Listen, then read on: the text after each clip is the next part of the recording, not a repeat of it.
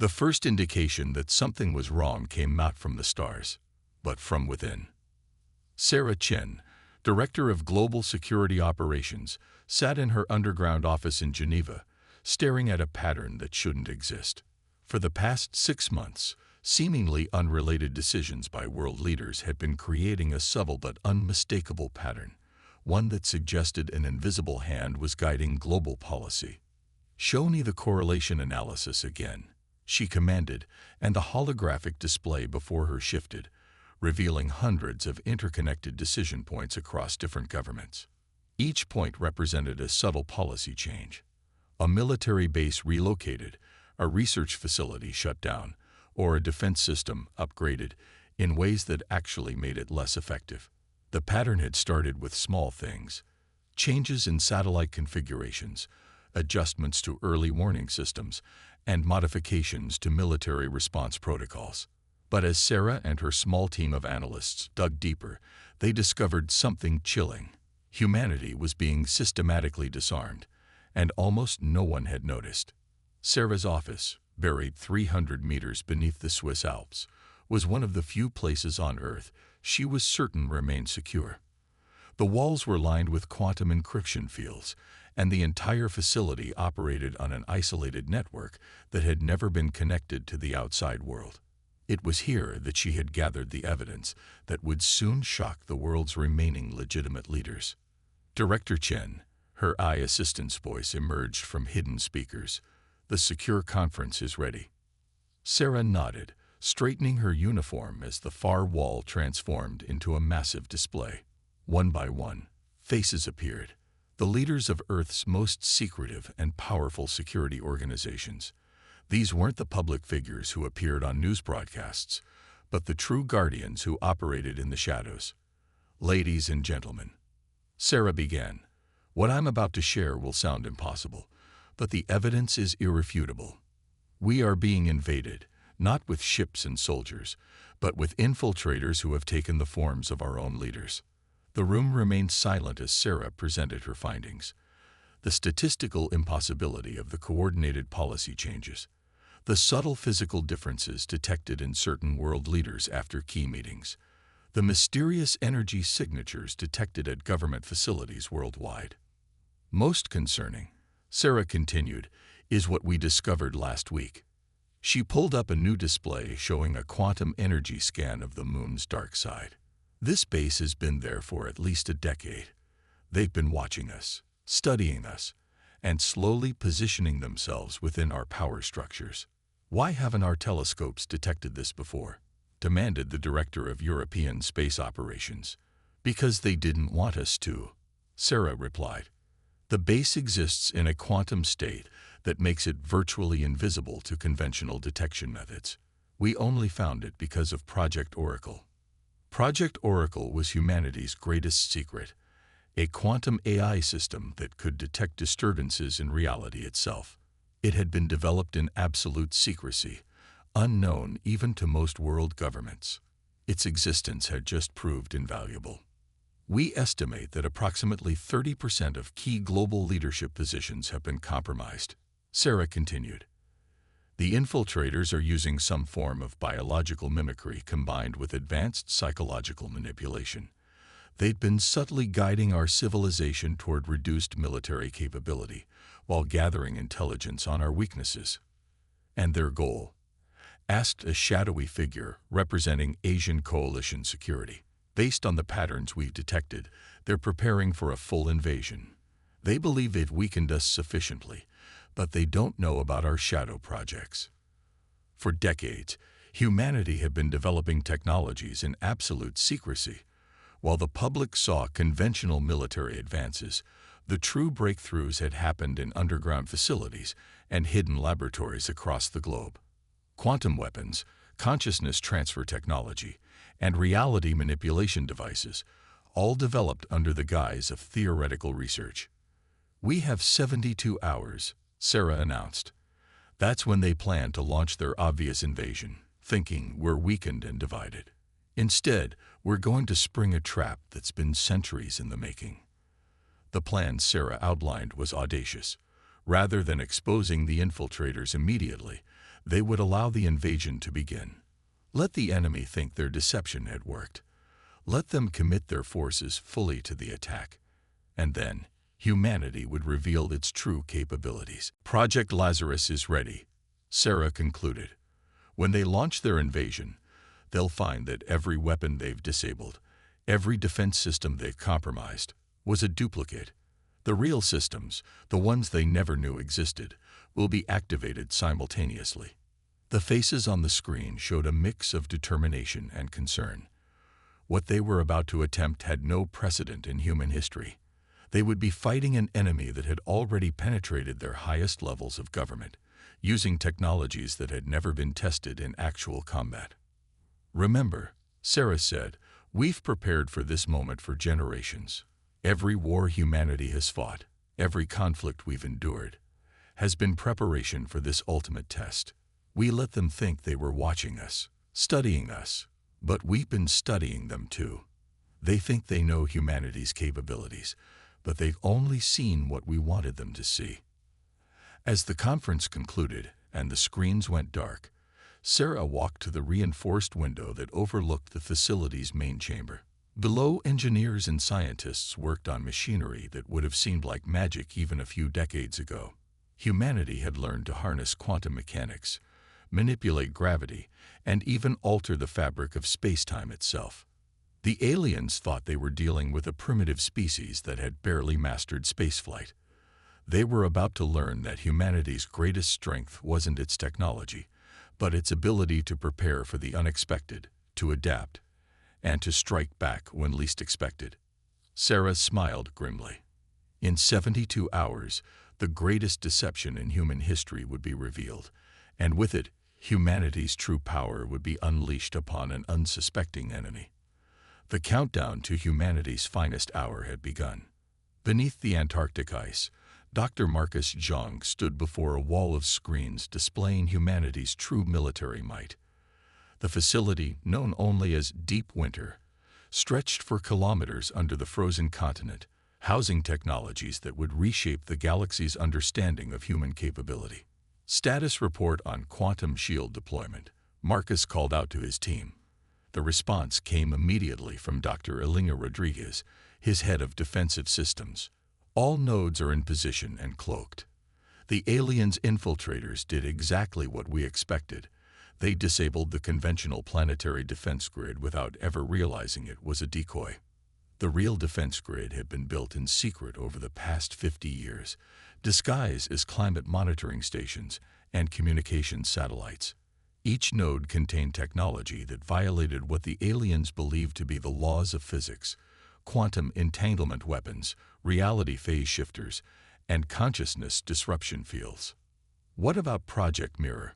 Marcus asked, turning to another screen showing a massive underground chamber. Inside, rows of sleek vessels waited in darkness, each incorporating technology reverse engineered from careful observation of the alien infiltrators. Ready for deployment, responded Commander James Chen, the project's military liaison. The moment they launch their invasion, we'll have 3,000 ships that can match their capabilities. They think they're facing a planet with primitive rocket technology. Instead, they'll face a fleet that can manipulate space-time itself. Marcus nodded, studying the readouts from Project Oracle. The quantum eye had proven invaluable, not just in detecting the alien presence, but in helping humanity develop countermeasures. It had taken the combined processing power of quantum computers hidden in facilities around the world to crack the aliens' technology, but the breakthrough had been worth the effort. "Show me the Lazarus grid status," Marcus commanded. The main display shifted to show a global network of interconnected energy points. This was humanity's masterpiece, a planetary-scale quantum field that could instantly neutralize any technology operating on principles the aliens used. "Sir," a young technician called out, "we're detecting increased activity at the lunar base. They're preparing for the invasion." Marcus smiled grimly. "Right on schedule. Begin final countdown for Operation Phoenix." Throughout the facility, alerts sounded as humanity's hidden military machine came to life.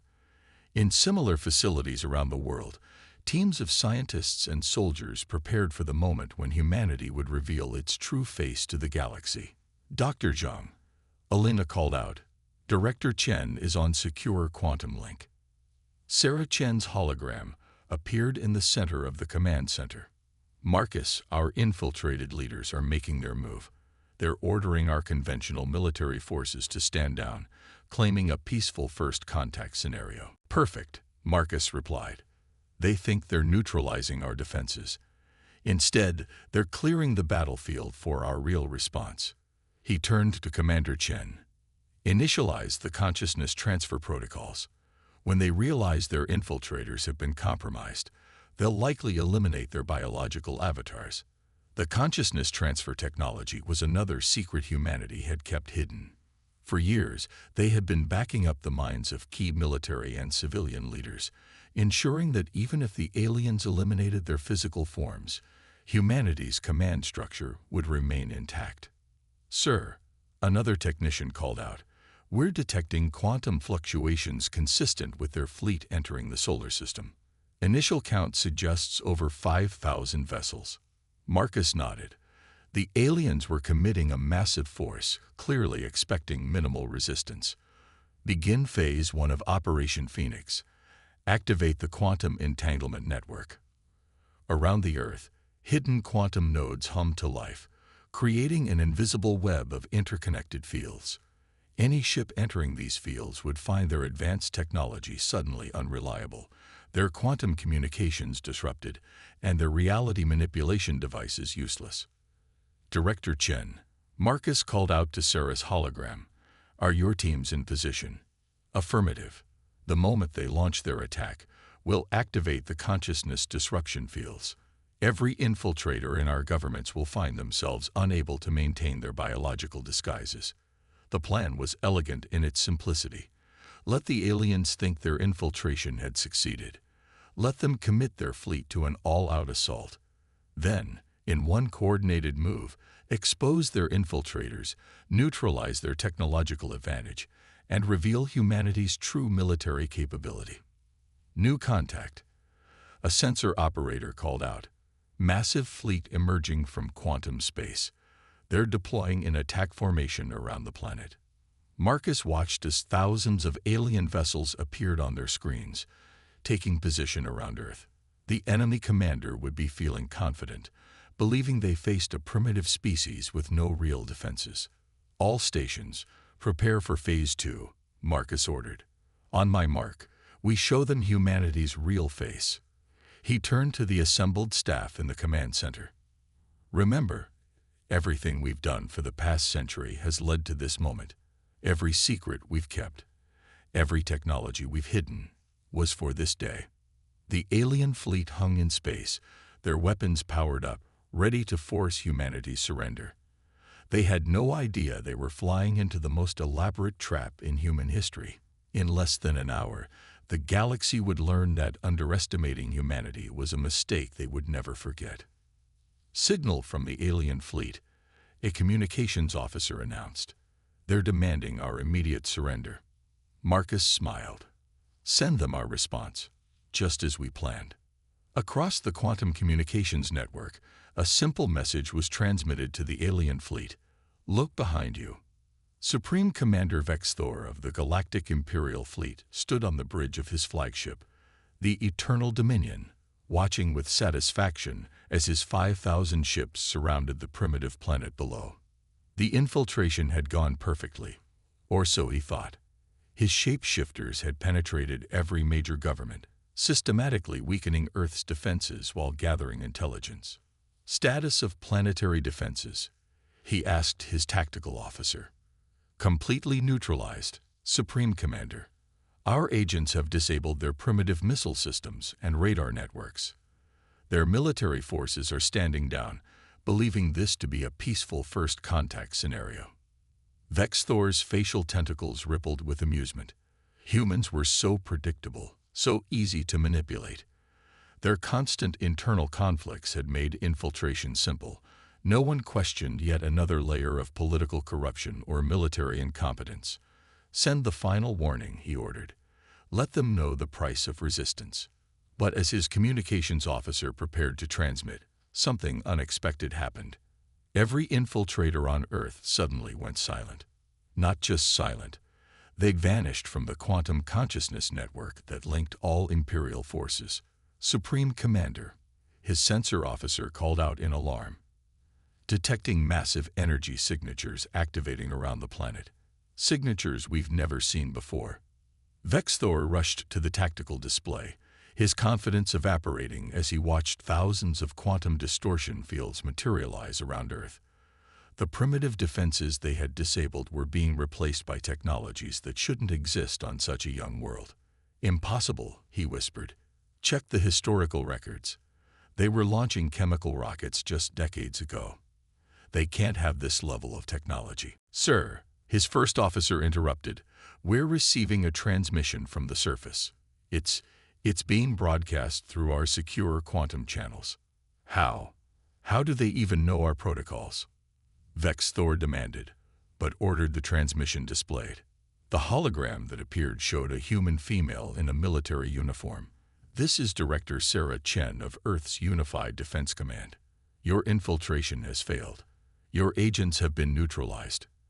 And now you face humanity's real military capability. The message continued, each word hitting Vexthor like a physical blow.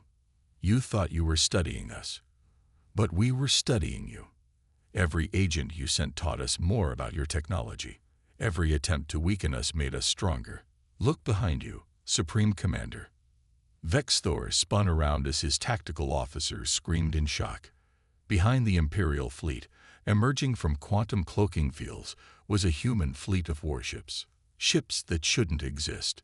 Ships that incorporated technologies the Empire believed were their exclusive domain. All ships, battle formations.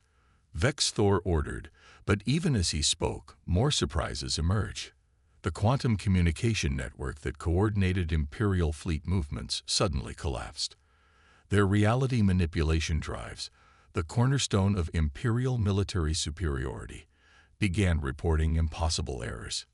Multiple new contacts. The sensor officer shouted, detecting thousands of quantum signatures rising from the planet's surface.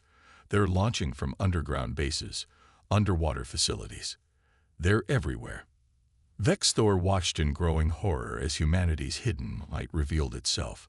The supposedly primitive species had not only matched Imperial technology, but had developed countermeasures for every advantage the Empire possessed. Sir, his tactical officer reported, voice shaking, we're detecting weapons locks from multiple directions. They're targeting systems. They're more advanced than ours. They're using principles we've never seen before. The human transmission continued. For centuries, we let the galaxy think we were primitive. We hid our true progress behind a facade of limited technology. Your infiltrators saw what we wanted them to see. A species divided, technologically backward, an easy target for conquest. Vexthor's tactical display was now showing thousands of human vessels emerging from hidden positions throughout the solar system.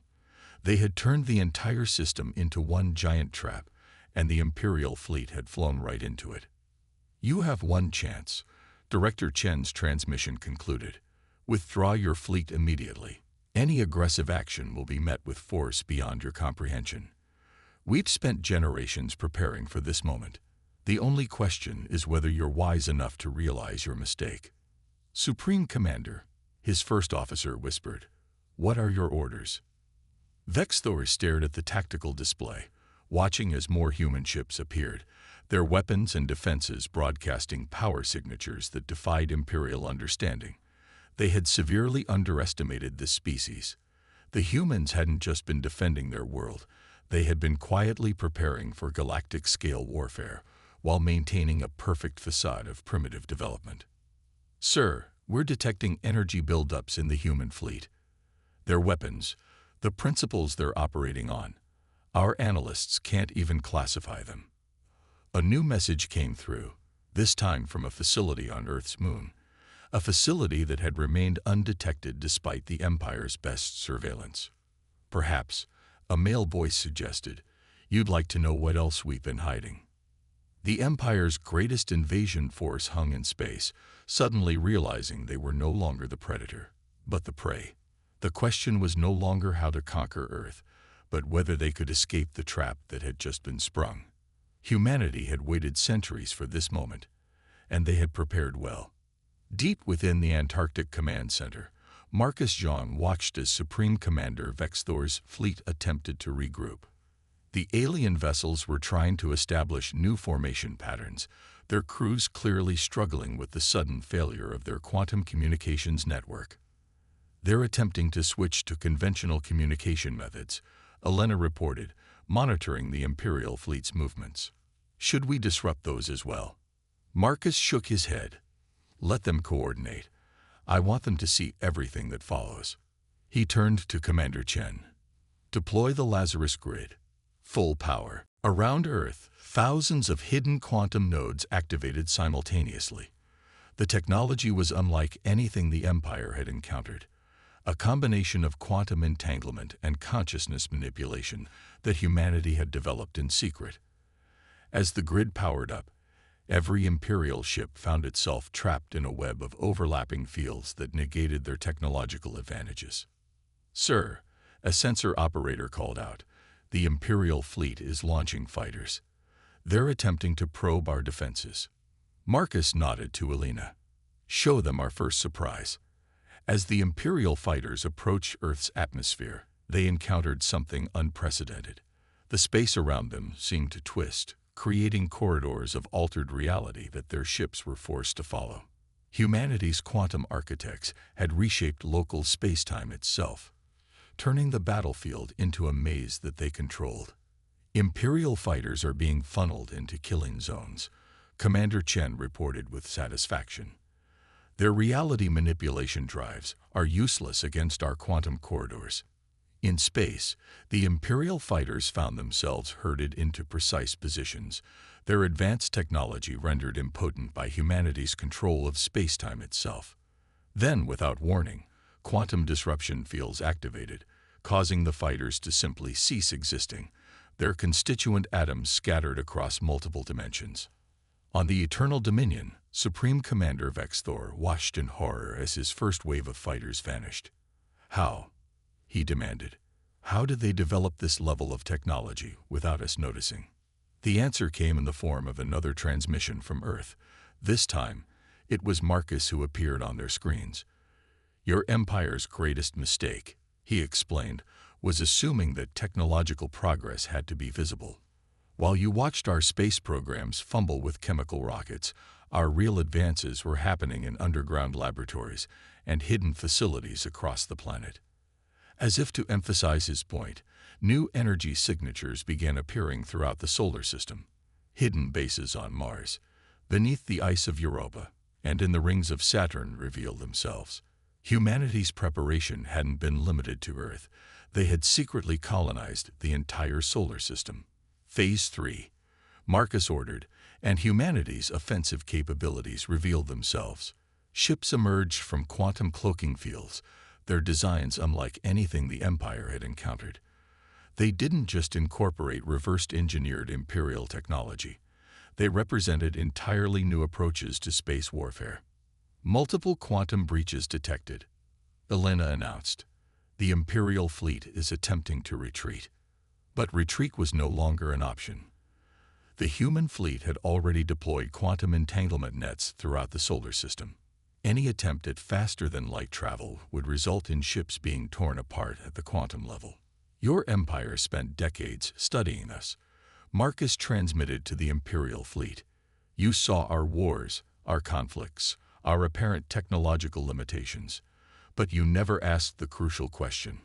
Why would a species capable of splitting the atom still appear so primitive in space?" The answer was becoming brutally clear to the Imperial forces. Humanity hadn't been technologically limited.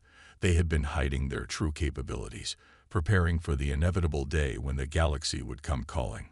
"Sir," Elena reported, "we're detecting power surges in the Imperial fleet. They're preparing to fire their main weapons." Marcus smiled grimly. "Activate the mirror shields." As the Imperial ships fired, their energy weapons struck quantum fields that didn't just absorb the attacks. They reflected them back with amplified force. Ships that had never known defeat found their own weapons turned against them, their supposedly impenetrable shields useless against their own reflected firepower. Status of Project Phoenix, Marcus asked. Ready for deployment, Commander Chen responded. Waiting for your order. Marcus looked at the tactical display, watching as the Imperial fleet's formation began to break apart. They had expected an easy conquest of a primitive world. Instead, they had found themselves facing an enemy that had spent centuries preparing for this exact moment. Send the final message, Marcus ordered. Let them understand exactly what they're facing.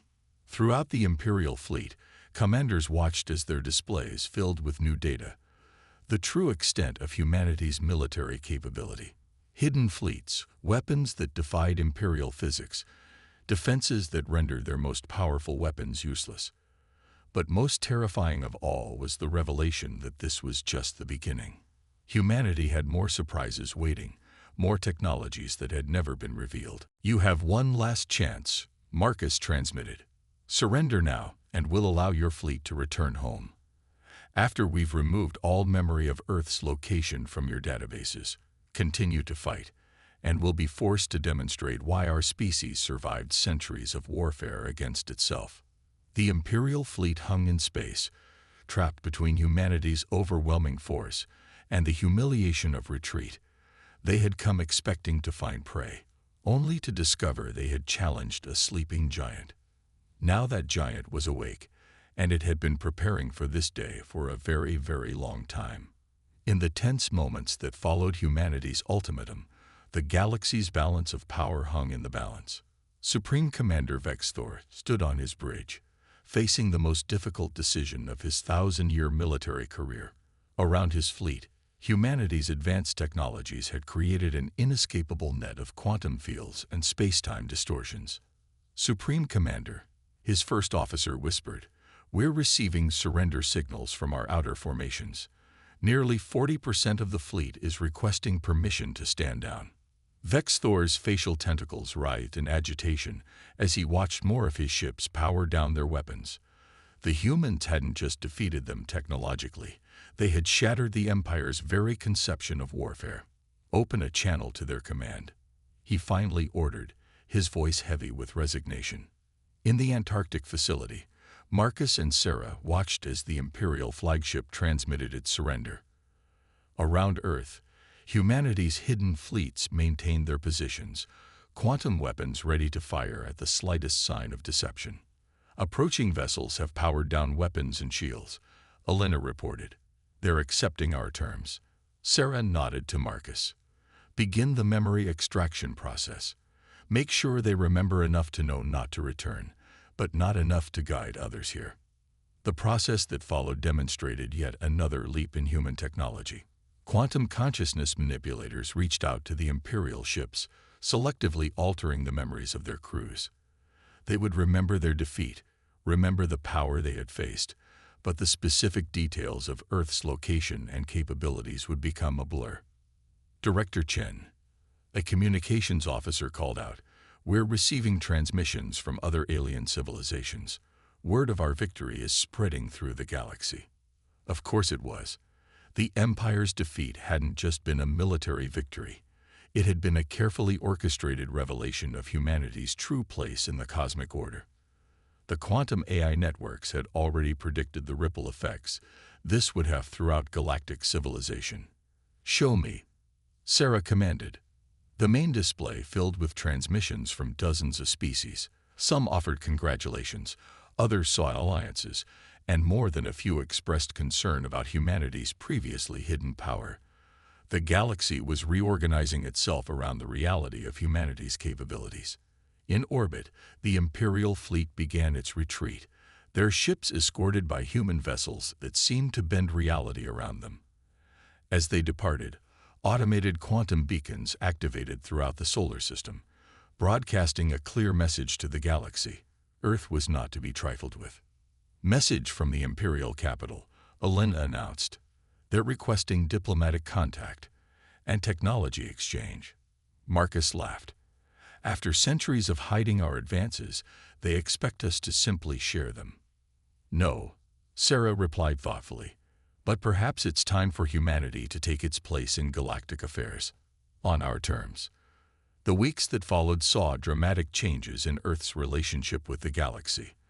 The facade of primitive technology was lifted, revealing a civilization that had mastered quantum mechanics, consciousness transfer, and space-time manipulation. Hidden colonies throughout the solar system emerged from their quantum cloaking fields, showing that humanity had already begun its expansion into space. In the Antarctic Command Center, Marcus and Sarah stood before the assembled leaders of Earth's unified defense forces. The holographic displays showed the withdrawal of the last Imperial ships from the solar system. Phase 1 is complete, Sarah announced. The galaxy knows we exist, knows our power, but doesn't know everything we're capable of.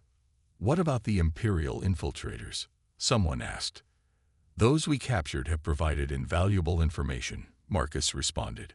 Their biological mimicry technology has already been integrated into our own research. Even in defeat, they've contributed to our advancement. The quantum AI networks were already processing the vast amount of data gathered during the conflict, developing new technologies and strategies. Humanity had revealed much of its capability, but far from all of it.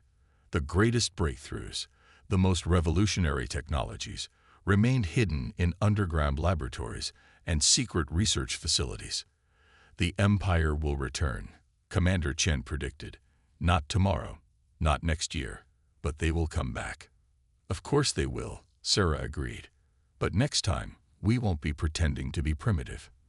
Next time, we'll be ready to show them what humanity can really do when we're not hiding our strength.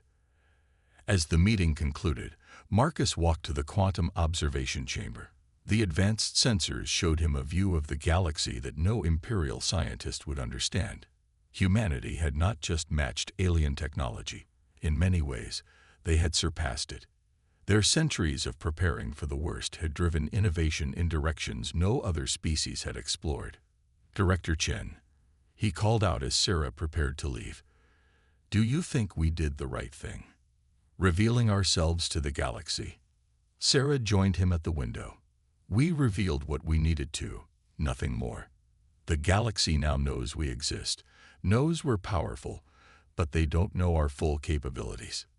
It's the perfect balance, enough to deter aggression, not enough to reveal our true potential. In the depths of space, the retreating Imperial fleet carried with them a message that would echo through the galaxy. Humanity was not just another primitive species to be conquered. They were something new, something unexpected. A civilization that had hidden its light not out of fear, but out of strategic wisdom. As Earth's hidden fleets resumed their positions and the quantum defense grid returned to its cloaked state, humanity looked to the stars with new purpose. They had survived their first major test, revealed their presence to the galaxy, and emerged stronger than ever. The age of pretending to be primitive was over. The age of humanity's true ascension had begun.